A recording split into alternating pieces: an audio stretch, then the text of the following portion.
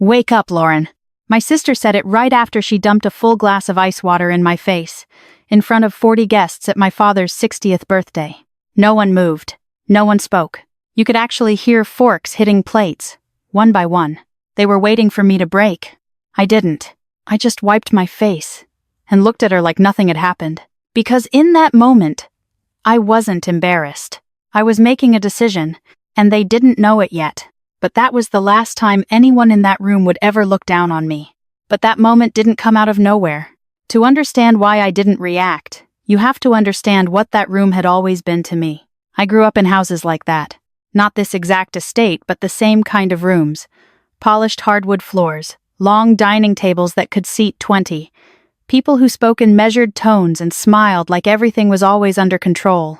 The kind of environment where appearances mattered more than truth, and silence was rewarded more than honesty. By the time I walked into my father's 60th birthday, I already knew the role I was expected to play. The quiet one. The one who didn't cause problems. The one who showed up and stayed out of the way. I arrived about 10 minutes late, which in my family might as well have been an announcement. Not because anyone cared where I'd been, but because it gave them something small to judge. Something safe. The driveway was already full. Black sedans, a couple of imported SUVs, a driver still standing by one of them like he was part of the decoration. Inside, I could hear the low hum of conversation before I even opened the door. 40 guests, maybe more, senior executives, retired officers, a couple of local politicians who suddenly remembered our family existed. People who shook hands too long and laughed just a little too loud. The kind of crowd that didn't just attend events like this, they performed in them. I stepped inside wearing the only thing I had clean. Plain shirt, dark pants, no makeup, no effort to impress. I'd gotten back just a few hours earlier. No sleep, no time to pretend I cared about fitting into a room that had never made space for me. No one noticed me at first. That part was familiar. I stayed near the edge of the room, where the lighting softened and conversations blurred into background noise. A server passed by with a tray of champagne. I shook my head. He didn't look twice. At the center of the room, Vanessa was exactly where she always put herself. Perfect dress, perfect posture, perfect volume, just loud enough that everyone could hear her without trying. She had a glass of champagne in one hand and Ryan on her arm like something she'd chosen, not something that happened. "And that's when they signed," she said, her voice carrying easily across the room. 10 million. Clean. Up front. A few people clapped. Someone whistled. My father stood next to her, smiling like he'd closed the deal himself. "That's my girl," he said. "Always delivers." Of course he did. I didn't walk over. I didn't interrupt. I moved toward the table instead, found my name on a place card near the far end, and took the seat without drawing attention. A server set a plate in front of me. I nodded, more out of habit than anything else. I wasn't hungry. I just needed something there, so I didn't look like I was waiting for permission to exist. Across the room, Vanessa kept talking. Numbers, contracts, expansion plans. She always sounded like a press release, polished, controlled, designed to impress people who didn't ask too many questions. Then someone asked about me. Not directly, not with interest, just casually, like filling a gap in conversation. Vanessa laughed. "Oh, Lauren?" she said. "Same as always. Inventory, logistics, you know, counting boxes somewhere no one cares about." A few people chuckled. Not cruel, not loud, just enough. Safe laughter. I kept my eyes on the table, moved my fork through the food without taking a bite. The kind of motion that looks like participation, without actually being part of anything. I didn't need to look up to know she was coming. Vanessa never let things sit. If she saw weakness or what she thought was weakness, she moved toward it. Always. Her heels clicked against the floor. Slow. Deliberate. Each step just loud enough to draw attention without making it obvious. She stopped beside my chair. Close enough that I could smell her perfume. Expensive. Strong. Designed to linger. "You're back," she said. I didn't look up right away. I finished moving a piece of chicken from one side of the plate to the other, then set the fork down. "Looks like it," I said. She tilted her head, studying me like something that had shown up where it didn't belong. "You couldn't try a little harder?" she asked. "This is Dad's birthday." I shrugged. "I made it," I said. "That's the effort." A couple of people nearby shifted in their seats. Conversation slowed just enough for people to listen without turning their heads. Vanessa smiled. But it wasn't friendly. "You always do the bare minimum," she said. "It's kind of impressive." I leaned back in my chair. "You invited me." "No," she said. "Dad did." She paused just long enough. "I just assumed you'd have the sense to stay away." There it was. Clean, direct, exactly how she liked it. I nodded once. Noted. For a second, I thought she might leave it there. She had her audience. She'd made her point. But Vanessa didn't stop at a point. She went for a reaction. And that's when she reached for the glass. I didn't stop her. I didn't move. Cold water hit my face. Ice against my skin. It ran down my collar, soaked through the fabric, settled into something deeper than discomfort. No one said a word. Not my father. Not the people who had just been clapping. Not a single person in that room who had spent the evening talking about honor, discipline, and respect. I reached for a napkin, wiped my face, set it down. "Done?" I asked. That was it. No scene, no raised voice, no explanation. Just done. I stood up, pushed my chair back without urgency, and walked out the same way I came in, quiet, unnoticed, unimportant. At least, that's what they thought. The air outside felt different. Cooler, cleaner, real. I didn't stop until I reached the end of the driveway about 30 yards from the front door. Far enough that the noise of the party blurred into something meaningless. I pulled out my phone, checked the time, locked it again. My shirt was still damp, cold against my back. Didn't matter, because the moment that water hit my face, something else had already shifted. Not anger, not embarrassment. A decision. In my line of work, decisions don't stay small. They don't fade overnight. They don't get softened by sleep. They turn into actions. And actions have consequences. By the time I reached my car, I already knew what I was going to do next. I didn't go home. I drove straight to base. The gate guard didn't ask questions. He scanned my badge, looked at me once just long enough to register something and waved me through. It was 3:47 a.m. when I parked. By 4 a.m., I was inside a level 6 secure room. No windows. No signal. Just the low hum of systems that don't care how you feel, only what you input. I locked the door behind me. Set my bag down. Didn't bother changing my shirt. I logged in. Multi-factor authentication. Secondary verification. Clearance confirmed. The screen lit up. Clean, cold, precise. I didn't waste time. I pulled up Ryan's file first. Because people like him don't wear watches like that. Without a reason. I zoomed in on his profile. Rank. Assignment history. Access level. Procurement permissions. Everything looked exactly the way it was supposed to look. Clean. Too clean. I opened a second window and switched to a system most people never even know exists. Restricted financial tracking. The kind of database that doesn't show you anything, unless you already know where to look. I entered his identifiers. Hit enter. For a second, nothing happened. Then the numbers started to come in. One line. Then another. Then a cascade. Transfers. Layered deposits. Accounts routed through 3, sometimes 4 jurisdictions before landing somewhere that didn't raise flags on the surface. Cayman, Luxembourg, Singapore. I leaned back slightly. "Okay," I said under my breath. "Now we're talking." This wasn't sloppy. Sloppy is a one-off transfer, a bad decision, a moment of greed. This was structured, deliberate. Whoever built this didn't just want to move money. They wanted to disappear it, then bring it back looking legitimate. I flagged the first set of accounts and traced the endpoints. That's when the pattern started to show. Every major transfer passed through a series of commercial contracts, vendor payments, consulting fees, expansion costs. On paper, it all made sense. In reality, it was a filter. I pulled up the corporate registry tied to those transactions, and there it was. Vanessa's company, right in the middle, not listed as the origin, not listed as the destination, but always in between. I opened her filings. Revenue growth aggressive but believable. New contracts, international partnerships, a clean story, the kind of success that gets people invited to rooms like the one I had just walked out of. I cross-referenced her vendors. 3 of them didn't exist. 2 were registered to addresses that mapped to empty commercial buildings, no signage, no active leases, nothing but a mailbox and a locked door. The last one took a little longer.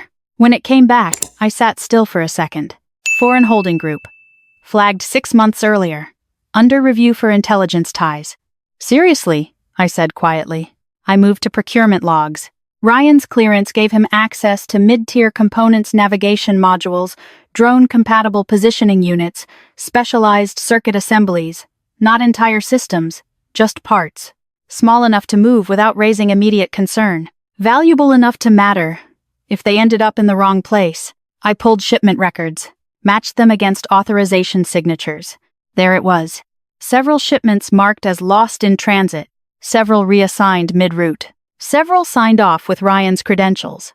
And every single one of them, every one linked back, indirectly but clearly, to contracts processed through Vanessa's company. I exhaled slowly. This wasn't just financial.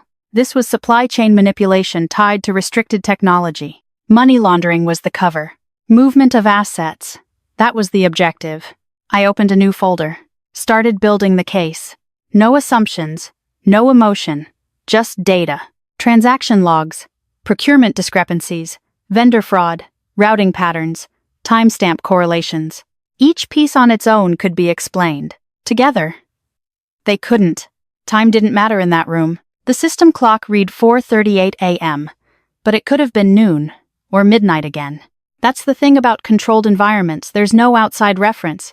Just you and the work. I kept going, pulled communication records. Most of it was encrypted. Standard. Clean. Then I found something flagged from the previous night. Timestamp matched the party. An audio file. I hovered over it for a second, then clicked. Static. Just long enough to register. Then Ryan's voice. We don't have time to let this drag out. Vanessa answered. Calm. Controlled. The same tone she used when she talked about contracts in front of a room full of people. Relax. I already told you she's not a problem. A pause. She's back. Ryan said. I saw her. She's not as out of the loop as you think. Vanessa let out a short laugh. She's exactly where she's always been, she said. Nowhere important. I didn't move. Ryan lowered his voice. What if she looks into the accounts? She won't, Vanessa said. And even if she tries, we'll handle it. How? Another pause. Then she said it. Clear. Casual. Like she was talking about rescheduling a meeting. We get her declared unstable. Silence on my end. Not on the recording. Ryan didn't respond right away. You're serious? Yes, she said. It's not hard. She's isolated. No social footprint. No one's going to question it. We say she's been showing signs. Stress. Paranoia. Whatever fits. And the fund? He asked. Vanessa didn't hesitate. We move it once she's out of the picture. It's just sitting there anyway. Might as well use it to cover the gap. My grip tightened slightly on the edge of the desk. That's her grandmother's money, Ryan said. Vanessa's response was immediate. You want to go to prison over sentiment? Another pause. Then, quieter. No. Good, she said. Then stop overthinking it. The file ended. I sat there for a second. Not surprised. Just confirmed. They didn't just underestimate me. They had already built a plan to erase me. Legally. Quietly. Efficiently. I leaned forward again, opened a new command line, because at that point, this wasn't about what they were doing anymore. It was about what I was going to do next. I didn't replay the audio. I didn't need to. Once is enough when the intent is that clear. You can fake numbers. You can explain transactions. You can even bury patterns if you're patient enough. But tone? Intent? The way someone says something when they think no one important is listening? That's harder to hide. We get her declared unstable. She didn't hesitate when she said it. No uncertainty. No moral pause. No second thought. Just a solution. Clean. Efficient. Disposable. I leaned back in my chair and stared at the screen, not reading anything, just letting the weight of that settle in. Not because it hurt, because it clarified things. For a long time, I had given them the benefit of the doubt. Thought maybe my father didn't see everything. Thought maybe Vanessa pushed too far sometimes but didn't mean real harm. Thought maybe I was just easier to overlook. That's how people stay in situations longer than they should. They rewrite what they're seeing, to make it easier to accept. But there's a point where you stop rewriting, where the pattern becomes too consistent, the intent too obvious. And once you see it clearly, you don't go back. I opened my own financial file. The trust was still there, untouched, structured exactly the way it was designed, protected, controlled, isolated from outside interference. Not for long, if they had their way. I closed it. Then I opened a new authorization panel. This part required precision. No noise. No warning. I entered my credentials. Designation. Clearance level. Command authority. Verified. The system prompted for operation type. I paused not because I was unsure, but because once you initiate something at this level, it doesn't get reversed. There's no quiet correction. No second chance to fix it later. Just execution. I thought about the party for exactly 1 second. The water, the silence, the way everyone watched and said nothing. Then I thought about the audio, declared unstable. Move the fund, remove the problem. I placed my hands on the keyboard. They thought I was isolated. They thought I had no leverage. They thought I wouldn't see it coming. That was their first mistake. I selected the protocol, targeted financial containment, and then I started typing. Ryan's identifiers first. Full name, clearance number, linked accounts. The system responded instantly, pulling in everything connected to him, including entities he probably thought were buried 3 layers deep. Then Vanessa. Her company populated automatically. Subsidiaries, vendor shells, financial pathways that looked legitimate on paper, but didn't hold up under scrutiny. Good. I reviewed the scope one last time. This wasn't a warning. Once I executed this, every account tied to that network would be frozen. Access restricted. Movement flagged. Any attempt to reroute funds would trigger alerts across federal channels. No quiet workaround. No phone call to fix it. No misunderstanding to clear up. I hovered over the final command for less than a second. Not hesitation. Just confirmation. Because actions like this don't come from emotion. They come from clarity. They wanted control over my money, my options, my life. What they didn't understand was that control only works when the other person agrees to play along. I hit execute. No sound. No dramatic response. Just a line of text confirming the operation had been accepted. Somewhere, systems were already shifting. Accounts locking. Access disappearing. Pressure building in places they couldn't see yet. I leaned back in my chair. It had started. And they still had no idea. That's the part most people misunderstand. Consequences don't arrive all at once. They start small, subtle, easy to dismiss. If you're used to thinking you're untouchable. I didn't go back to the house. Didn't call anyone. Didn't check in. I stayed exactly where I was, inside a controlled environment, sitting in front of a system that doesn't guess. It verifies. I rerouted a secondary feed and flagged their accounts for live monitoring.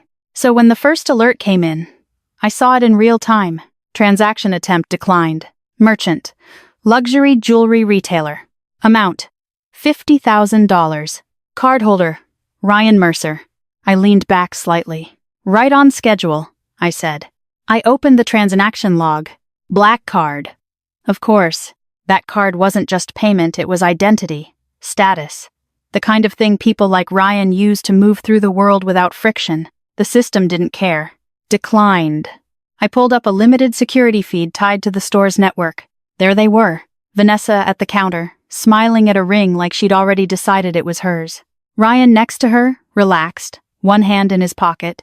The other holding the card like this was just a formality. The clerk ran it once. Paused. Ran it again. Longer pause. "I'm sorry," she said. "It didn't go through." Vanessa let out a small laugh. "Try it again," she said. "It's probably your machine." Of course it was. Ryan didn't look concerned. Not yet. He gave a slight nod, like he'd seen this before, and it always corrected itself. The clerk tried again. Same result. This time the machine didn't hesitate. Declined. The red indicator stayed on just a second longer. Vanessa's smile tightened. "That's not possible," she said. The clerk shifted, still polite.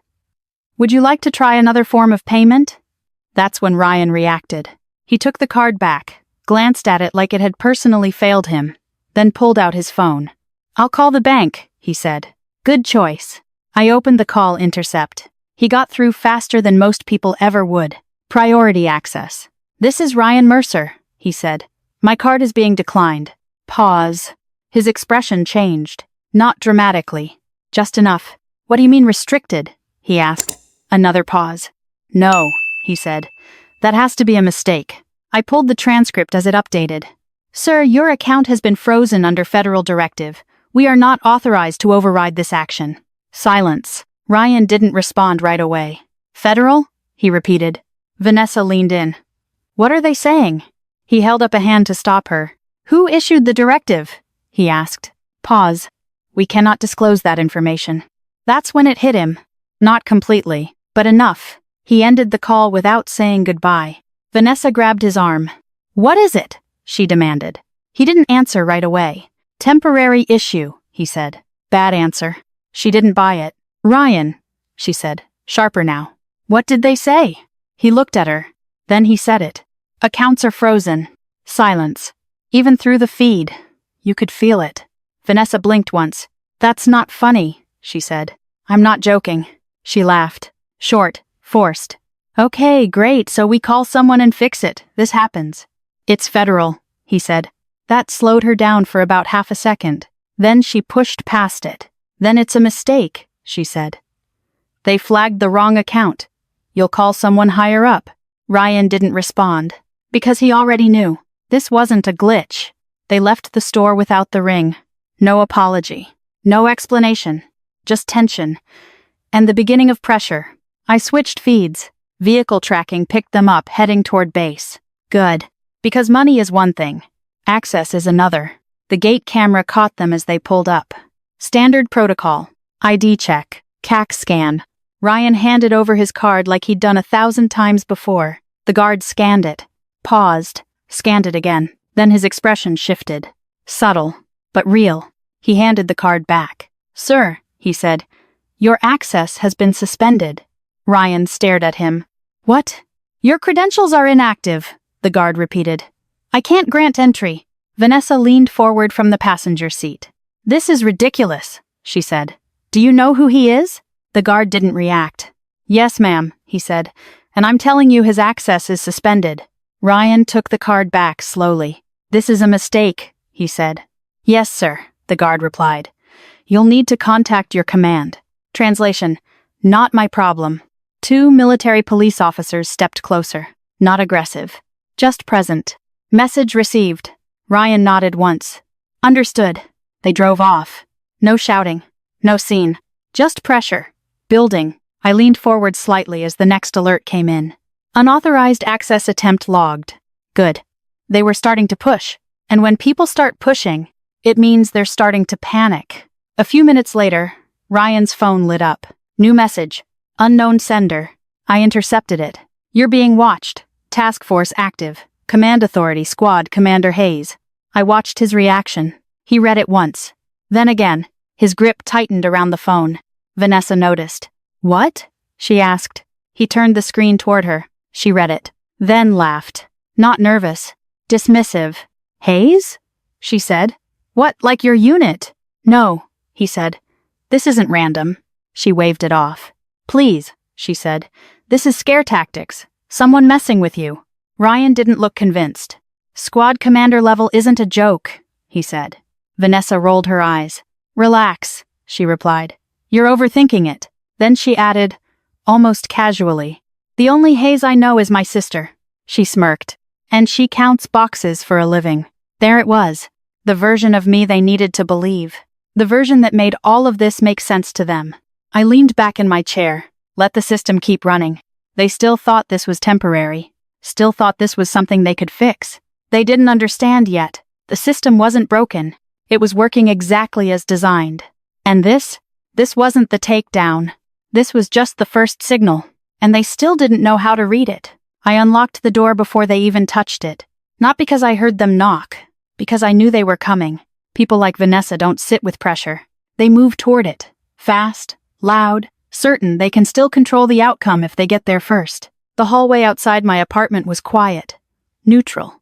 Nothing about it suggested anything out of the ordinary. That was intentional. The first hit came against the door, hard, impatient. Then another. What did you do? Vanessa's voice carried through the wood before I opened it. I pulled the door open mid-sentence. She stopped. Not because she was surprised to see me. Because I didn't look surprised to see her. Ryan stood just behind her. Tighter than before. Eyes already scanning past me, taking in what he could see from the doorway. "Good. Come in," I said, stepping aside. Vanessa didn't hesitate. She pushed past me like she owned the place, heels sharp against the floor, already building momentum for whatever confrontation she had planned. Ryan followed slower. He was watching, not the furniture. The spacing, the angles. What wasn't there? The apartment was simple. Clean lines, minimal furniture, no clutter, no decorations that told a story. It looked like a place someone passed through, not somewhere they lived. Vanessa turned in a slow circle. "This is it?" she said. "This is where you've been hiding?" I closed the door behind them. "No," I said. "This is where I work." She ignored that. "Looks like a storage unit with better lighting," she said. Still performing. Still trying to control the frame. Ryan didn't comment. He had already moved a few steps in, eyes drifting upward, then to the corners of the room, then back to me. He hadn't figured it out yet, but he was close. Vanessa spun back toward me. "Fix it," she said. Straight to the point. I walked past her, took a seat at the table, and picked up my coffee. "Still warm." "Fix what?" I asked. Her expression snapped. "Don't do that," she said. "You know exactly what I'm talking about." Ryan stepped in. "Our accounts are frozen," he said. Controlled, measured, trying to keep this from escalating. "Access revoked," he added. "Financial and operational." I nodded once. "That sounds inconvenient." Vanessa laughed. "Sharp. Inconvenient?" she repeated. "We can't access anything. Cards, transfers, accounts, everything is locked." "Then you should call your bank," I said. She stepped closer. "I did," she snapped. "They said it's federal." I shrugged slightly. "That sounds serious." She stared at me, trying to read something. "Anything." "You did this," she said. "Not a question." I leaned back in my chair. "You give me too much credit." That was enough. She grabbed the nearest object, a small lamp, and threw it across the room. It hit the wall and shattered. "Stop playing dumb," she shouted. "Fix it, now." I didn't flinch. Didn't move. Ryan watched me more carefully now. "Calculating." "Lauren," he said, slower this time. "If you're involved in this, you need to understand the position you're putting yourself in." I looked at him. "No," I said. "You need to understand yours." Vanessa slammed her hand on the table. "I'm not asking again," she said. "Unlock it." I took another sip of coffee, set the cup down. Then I reached into my pocket and pulled out a small device, placed it on the table, clicked it once. A soft light came on. Vanessa frowned. "What is that?" she asked. I looked at her. "Everything you say from this point forward is being transmitted in real time to the Inspector General's office," I said. Silence. Short. Tight. Then she laughed. "You're bluffing." I didn't respond. Ryan didn't laugh. He stepped closer to the device. Then he looked up. Not at me. At the room. Really looked this time. His eyes moved to the corners. The ceiling. The seams in the walls. The places most people never think to check. "Vanessa," he said quietly. She waved him off. "You think this is funny?" she said to me. "You think you can scare me with—" "Vanessa." Sharper this time. She stopped. "What?" He pointed. "Look." She followed his line of sight. Small black panel near the ceiling, flush with the surface. Invisible, unless you knew what to look for. Her expression shifted. Just a little. Ryan moved to the side wall. Then the other. He found the second device. Then the third. His breathing slowed. Not panic. Recognition. "This isn't residential," he said. I didn't interrupt. "Layered monitoring," he continued. "Signal isolation." He turned back to me. "This is a secured environment." I smiled slightly. "Keep going." Vanessa shook her head. "No," she said. "No, this is insane. She lives here." I leaned forward just enough. "Welcome," I said, "to a Level 4 restricted operations space." The words landed. Hard. Vanessa took a step back. "You're lying." I didn't argue. Didn't need to. Ryan's face had already changed. He wasn't looking at me like a problem anymore. He was looking at me like a variable he hadn't accounted for. "How long?" he asked. "Long enough," I said. Vanessa's voice cracked. "What is happening?" No one answered her, because the answer was already in the room. She just didn't want to accept it. She turned back to me. "You set this up," she said. "You planned this." I shook my head once. "No," I said. "You walked into it." She stepped back again. Confidence gone now, replaced with something quieter, something real.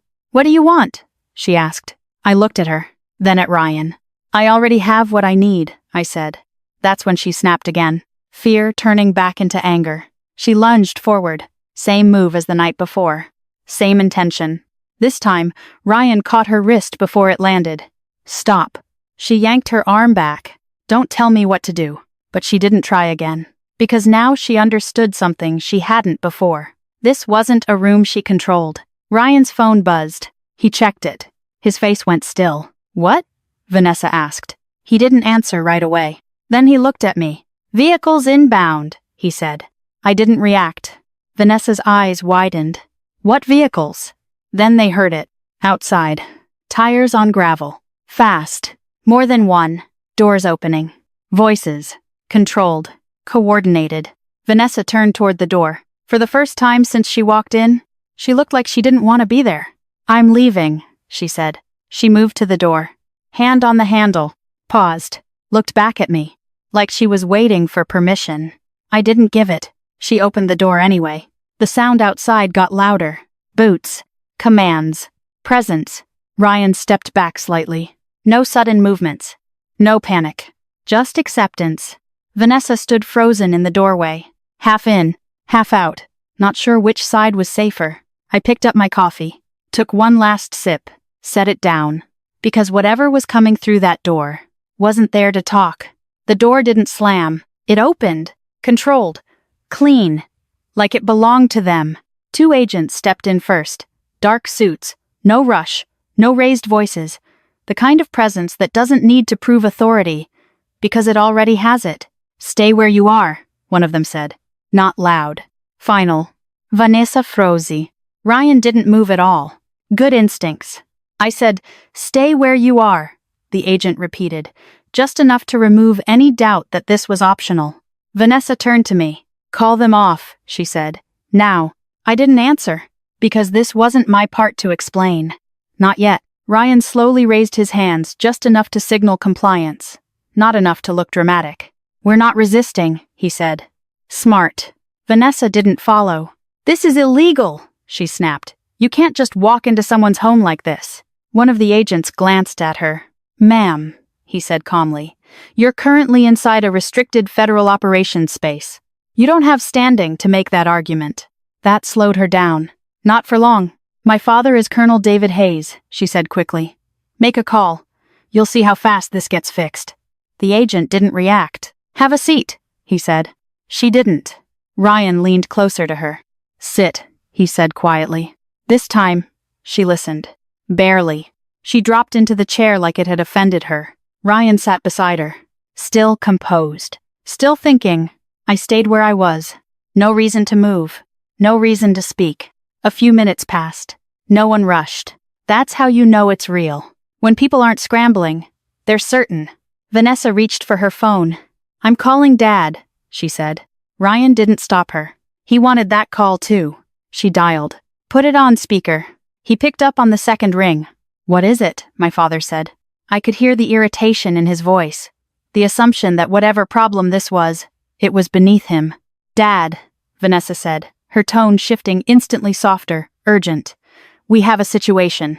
"What kind of situation?" "They froze everything," she said. "Accounts, access, everything. And now there are agents here. At Lauren's place." Silence. "Then, put one of them on the phone," he said. Vanessa held the phone out toward the nearest agent. "He wants to speak to you." The agent didn't take it. "I'm not part of your chain of command," he said. Vanessa pulled the phone back, frustrated. "Dad, they're not cooperating." "I'll handle it," he said. I could hear movement on the other end. Papers. A chair. His voice sharpening. "Stay where you are," he told her. "Don't say anything else." He hung up. Vanessa looked at Ryan. "See?" she said. "He's fixing it." Ryan didn't respond, because he already understood something she didn't. Time had shifted, and my father didn't have the authority he thought he did. I watched the clock. 3 minutes. 5. 7. Vanessa checked her phone. Nothing. Ryan checked his. Nothing. 10 minutes. Vanessa stood up. "This is ridiculous," she said. "Why isn't he calling back?" No one answered. Because the answer was obvious. For the first time in 30 years, my father was calling people who weren't picking up. Because the moment this operation went live, his name stopped carrying weight. Chain of command doesn't care about history. It cares about current authority. And he didn't have any. Vanessa started pacing. "This doesn't make sense," she said. "He knows people. He can fix this." Ryan looked at the floor. "No," he said quietly. "He can't." She turned on him. "What do you mean he can't?" He didn't answer. Because at that exact moment, something else changed. Movement. Not from the agents. From the far corner of the room, a space Vanessa hadn't even registered when she walked in. A man stepped forward. No uniform, no visible rank. Simple suit. But everything about him, posture, timing, presence, said military. The agents shifted slightly. Not dramatically. Just enough. They were making space. He walked past them without acknowledging it. Because he didn't need to. He stopped at the table, looked at Vanessa, then at Ryan, then at me. A brief nod. I returned it. Vanessa frowned. "What is this?" she asked. "Who are you?" He didn't answer her. Instead, he opened the folder in his hand, pulled out a file, dropped it on the table. Flat, heavy, final. "Colonel David Hayes should read that carefully," he said. His voice was calm, controlled, didn't need to be louder. Vanessa stared at him. "What are you talking about?" He looked at her. "Your husband's contracts," he said. "They have a pattern." Ryan didn't move, didn't speak. Because he knew. Vanessa laughed. Forced. "This is a joke," she said. "You think you can walk in here and—" "It smells like treason," the man said. No emphasis. No drama. Just the word. And the weight behind it. Vanessa's smile disappeared. "That's insane," she said. "You don't know what you're talking about." He didn't argue. Didn't debate. He just tapped the file once. "Every transfer," he said. "Every shipment. Every shell account. It's all documented." Ryan closed his eyes for half a second. That was enough. Vanessa reached for the file. "Give me that," she snapped. He didn't stop her. Didn't need to. He just looked at her. And she stopped. Mid-reach. Like she'd hit something invisible. Her hand lowered slowly. "What is this?" she asked again. Quieter now. No one answered. Because the answer was already in front of her. She just didn't want to read it. Ryan finally spoke. "Who are you?" The man looked at him. "Michael," he said. That was it. No title. No explanation. But Ryan understood. I saw it in his face. Everything connected at once. He stepped back. Just slightly. Vanessa looked between us. "Michael?" she repeated. "Like the guy from the warehouse?" I didn't react. Michael didn't either. Ryan almost laughed. Not because it was funny. Because it was over. And for the first time since she walked into that room, Vanessa realized she wasn't in control of anything anymore. But people like her don't stop when they lose control. They escalate. They look for a bigger room, a louder audience, one last place where they think influence still matters. I knew exactly where she would go. And I let her. I adjusted my collar before stepping out of the car. Not out of habit. Out of precision. The driver didn't speak. He didn't need to. The door opened on time, exactly where it was supposed to, and I stepped out into a line of light, cameras, and controlled movement. Military galas follow a pattern. Formal, structured, predictable, until they're not. I walked toward the entrance without hesitation. No rush. No pause. The kind of movement that doesn't ask permission, because it doesn't need it. Inside, the room was already full. Senior officers, command staff, decorated veterans. People who had spent decades earning the right to stand exactly where they stood. The kind of room Vanessa had spent her entire life trying to impress, without ever understanding how it actually worked. I scanned once. Found her in under 3 seconds. Center of the room. Of course. Perfect dress. Perfect posture. Champagne in hand like nothing had gone wrong. Like accounts hadn't been frozen. Like agents hadn't stepped into a space she couldn't control. She was speaking to 2 generals. Smiling. Leaning in just enough to look confident. Not desperate. Almost convincing. Ryan wasn't next to her. That told me everything. She hadn't fixed anything. She was still trying to talk her way out. I stepped further into the room. No announcement. No introduction. Just movement. A few heads turned. Then more. Then the shift spread. Because uniforms matter. And Class A dress uniforms don't lie. Ribbons. Badges. Service marks. Every detail earned. Every detail documented.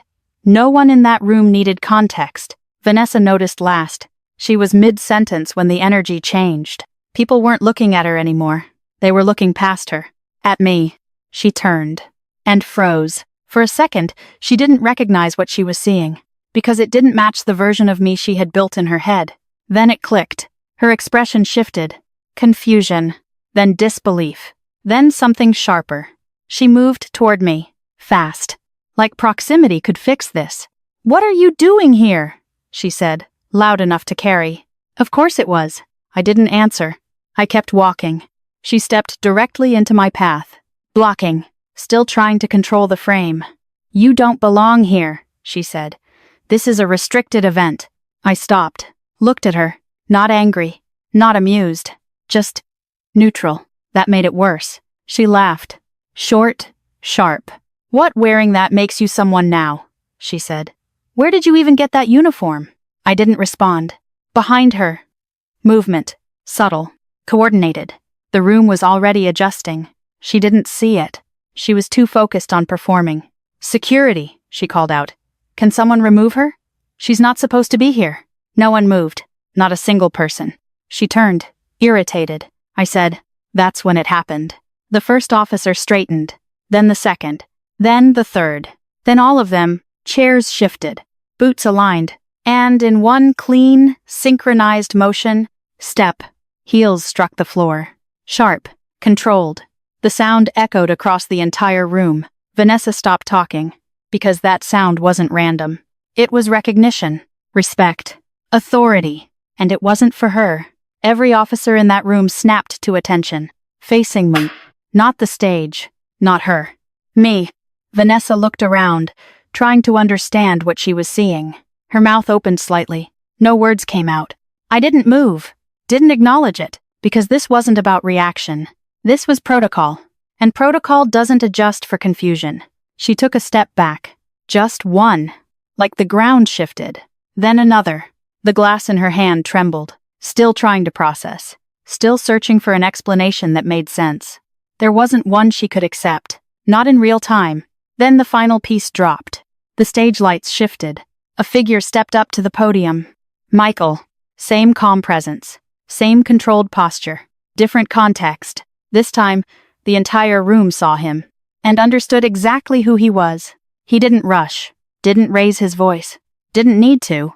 He stepped forward. Turned. Then, step. His heel struck the floor. Sharp. Precise. He raised his hand. A salute. Clean. Direct. To me, the room didn't breathe. "Squad Commander Hayes," he said. Clear. Carrying across the entire hall without effort. "Target is secured." A pause. Just enough. "My team is standing by for your command." Silence. Heavy. Final. Vanessa's glass slipped from her hand. It hit the floor. Shattered. No one looked down. No one cared about the glass. They were all looking at her. Or through her. Depending on how you saw it. She didn't move. Didn't speak. Her face went pale. Not dramatic. Not exaggerated. Just empty. Like everything she thought was real had been removed at once. She looked at me. Actually looked. Not at the version she created. At the reality standing in front of her. And for the first time, she understood. Not everything. But enough. Her voice came out lower. "Lauren." I didn't answer. Because there was nothing to explain. This wasn't a reveal. It was a correction. The room stayed locked in position. Waiting. Not for her. For me. I stepped forward. One step. That was enough. Michael lowered his salute. The room followed. Perfect timing. No hesitation. Vanessa watched it happen. Every movement. Every response. Every signal she had spent years trying to imitate. Happening naturally. Without her. She shook her head slightly. Like she could reset what she was seeing. "You planned this," she said. Not confident anymore. Just holding on to something. I looked at her. "No," I said. I executed it. And once something is executed at that level, it doesn't stop halfway. I stepped onto the stage. No announcement. No introduction. Just movement. The microphone was already on. It always is at events like this. Designed for speeches, for recognition, for controlled narratives. This wasn't that. I didn't touch it. Didn't need to. The room was already silent. Every eye tracking the same point. Me. I looked out once. Found Vanessa still standing where she'd frozen. Ryan just behind her, shoulders tight, posture collapsing inward in a way he couldn't control. My father had just entered from the side of the room. Late. Out of breath. Still believing he could fix this. I didn't say anything. I didn't need to. I raised my hand slightly. That was enough. Michael turned, gave a small signal, and everything moved. Doors opened. Fast. Not loud. Precise. Agents stepped in from both sides of the room. Not rushing. Not aggressive. Just inevitable. The kind of movement that tells you this was decided long before anyone walked into this building. Vanessa stepped back. "What is this?" she said. No one answered. Because the answer was already happening. I gave a single nod. Execute. The screens behind me went black. For half a second. Then they lit up again. Not with ceremony, with data. Rows of numbers. Account identifiers. Transfer logs. Timestamps down to the second. Money moving in. Money moving out. Patterns that didn't belong in any legitimate system. Vanessa's company name sat right in the center. Clear. Undeniable. The room didn't react right away. That's the difference between civilians and professionals. They don't jump. They read. They process. They verify. Then they decide. Ryan saw it first. His face didn't collapse. It locked, like something inside him finally stopped trying to calculate a way out. He took a step back. Then stopped. Because there was nowhere left to go. Vanessa shook her head. "No," she said. "No, that's not this is fake. This is fake." No one moved. Because it wasn't. I gestured once. The second screen shifted. Procurement logs. Shipment records. Authorization signatures. Ryan's name repeated. Over. And over. And over. Then the final layer. Audio. The room filled with her voice. Clear. Unedited. We get her declared unstable. A pause. Then, we move it once she's out of the picture. Silence. Heavy. Complete. No explanation needed. No interpretation required. Just confirmation. Vanessa's voice broke. "This is illegal," she said. "You can't, this isn't real." Ryan didn't speak, because he knew exactly how real it was. Agents moved in. 2 on him, fast. Controlled. He didn't fight, didn't resist. Because resistance only makes it worse when the outcome is already decided. They brought him down to his knees. Clean. Efficient. No unnecessary force. Just enough. Cuffs locked around his wrists. Metal on bone. Final. Vanessa screamed. Sharp. Raw. She lunged forward. "No, stop, you can't do this." An agent stepped between them. She shoved him. Didn't move him an inch. She turned to me. "You did this," she shouted. "Fix it. Tell them to stop." I didn't move. Didn't respond. Because there was nothing to fix. Ryan stayed where he was. Head lowered. Silent. Finished. Vanessa's voice cracked. "Ryan. Say something. Do something." He didn't look up. Didn't answer. Because there was nothing left to say. That's when she changed direction. She came toward the stage. Fast. Dropped to her knees before she reached it. Hands grabbing at the edge. Pulling herself up. "Lauren," she said. "Lauren, please. This is a mistake. You know me. You know I wouldn't." I stepped back. Just enough that she couldn't touch me. Her hands closed on empty air. She froze. Then tried again. "Please," she said. "We can fix this. I'll fix this. Just call them off. You can do that, right? You have authority." Behind her. Movement. My father pushing through the crowd. "Lauren." There it was. That voice. The one that used to mean something. He reached the front. Looked at me like this was still a conversation he controlled. "What are you doing?" he demanded. "Stop this, right now." I didn't answer. He stepped closer. "You're part of the government," he said. "You have influence. Use it. This is your family." Family. Interesting timing. Vanessa looked up at me. Hope. Desperate. Fragile. My father moved closer. "You don't destroy your own family," he said. That's not how this works. I stepped down from the stage, closed the distance, stopped in front of him. Same man, same voice, different position. Family, I repeated. He nodded. Yes, exactly. I glanced down at Vanessa, still on her knees, still reaching, then back at him. Family isn't something you throw water on in front of a room full of people, I said. His expression shifted. It isn't something you ignore until you need something from it. He opened his mouth. I didn't let him speak. And it definitely isn't something you call when you're about to lose everything. Silence. He stared at me, looking for the version of me that would step back. That would fix this. That would absorb the damage, like I always had. He didn't find her. I leaned in slightly, lowered my voice, just enough for him to hear. Your pension, I said. It's gone. He blinked. What? Complicity, I said. Failure to report. Obstruction by association. His face changed. Slow. Heavy. Understanding. You knew enough, I said, and you chose to ignore it. That's not, he started. It is. I stepped back, looked at both of them, then turned slightly. Take them. Agents moved. Vanessa screamed again. Not anger this time. Fear. Real. Unfiltered. They pulled her back. She reached for me one last time. Missed. Ryan didn't resist. Didn't look up. Didn't say a word. My father stood there, frozen, not shouting, not commanding, just watching everything collapse. The room stayed quiet. No applause. No reaction. Because this wasn't entertainment. This was consequence. I turned back toward the stage. Didn't look at them again. Because there was nothing left to see. They had already lost. And this was just the part everyone got to witness. The rest of it didn't happen in a ballroom. It happened in quiet rooms. Courtrooms. Offices where no one claps, no one gasps, because everything is already decided before you walk in. A month is a long time when you're rebuilding your life. It's a very short time when everything you built gets taken apart piece by piece. Ryan went first. Federal court doesn't move fast, but when the evidence is complete, it moves clean. 25 years. No negotiation. No reduction. No surprise. The charges were exactly what they looked like.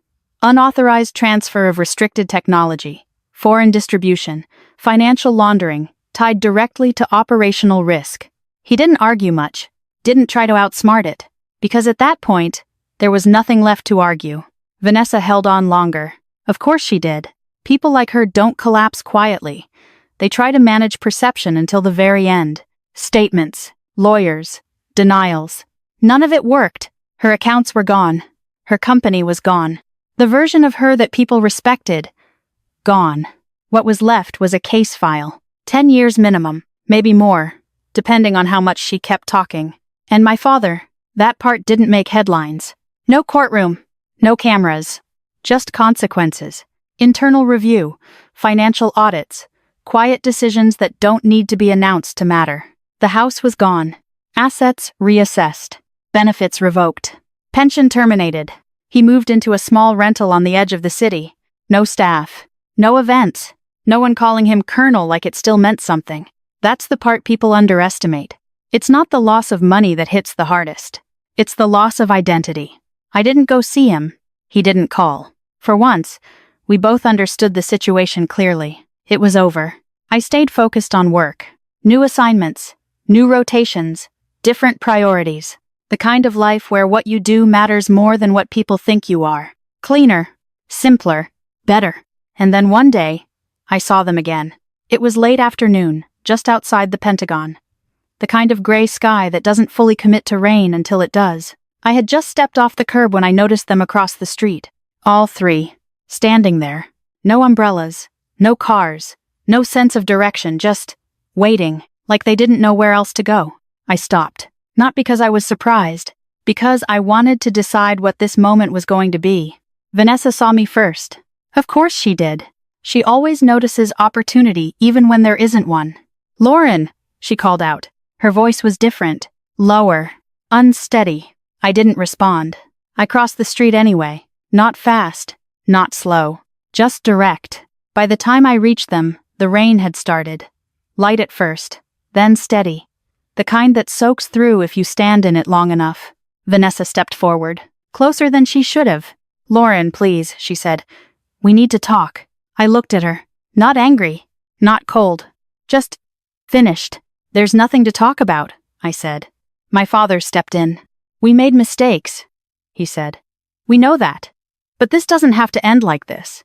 I tilted my head slightly. It already did, I replied. Vanessa shook her head. No, she said quickly. No, you can still fix this. You have connections. You have authority. You can help us. I almost smiled. Almost. You still don't understand, I said. She stepped closer again. I do, she said. I get it now. I was wrong. We were wrong. Just give us a chance to fix it. Ryan didn't speak. He stood behind her, quiet, different, like he finally understood what silence actually means. My father tried again. You don't abandon your family, he said. I looked at him. For a second, longer than necessary. Then I said it. Family isn't automatic. That stopped him. Vanessa's voice cracked. We're still your blood, she said. That's not enough, I replied. The rain picked up. No one moved. Cars passed behind me, tires hissing against wet pavement. People walked by without looking twice. That's the thing about places like this, your worst moment doesn't stop the world. It just happens inside it. I reached into my pocket, pulled something out. A folded napkin. Plain, slightly worn. I held it for a second. Then I stepped forward and placed it in Vanessa's hand. She looked down, confused, then back at me. What is this? She asked. You gave it to me, I said. She frowned. I didn't. Yes, you did, I cut in. Last month, at the table. It clicked, slowly. Her face changed. Not anger, not denial. Recognition. I let that sit. Keep it, I said. She held onto it like it meant something, like it could fix something. It couldn't. My father stepped forward again. This doesn't have to be permanent, he said. I looked at him one last time. No questions left. No confusion. Just a line. Clear. Final. Family is a choice, I said. None of them interrupted. Because they knew, I continued. I chose people who don't throw things at me when they feel powerful, and don't come looking for me when they're about to lose everything. Vanessa's eyes filled. Too late. Way too late. I stepped back. Don't call me again, I said. No emotion. No hesitation. Just instruction. Then I turned, walked away. Didn't look back. Didn't wait. A black SUV pulled up right on time. Rear door already open. I got in. The door closed behind me. Muted everything outside. Rain. Voices. Regret. All of it. Cone. The car pulled away smoothly. No rush. No drama. Just forward. And I didn't think about them again. Not because I couldn't. Because there was nothing left to process. People like to call stories like this revenge. It sounds clean. Satisfying. Like a straight line from pain to payoff. It wasn't. If you think this was about getting even, you missed the point. Nothing that happened started with a glass of water. That was just the moment it became visible. The truth is, disrespect doesn't begin loud. It starts small. A comment that doesn't sit right. A joke that lands just a little too hard. A moment where you're talked over, and no one notices. Most people let that go. I did. At the time, it feels easier. Less dramatic. More reasonable. But here's what I learned. People test your boundaries before they break them. The first time they cross a line, they're watching how you respond. The second time, they're checking if it's allowed.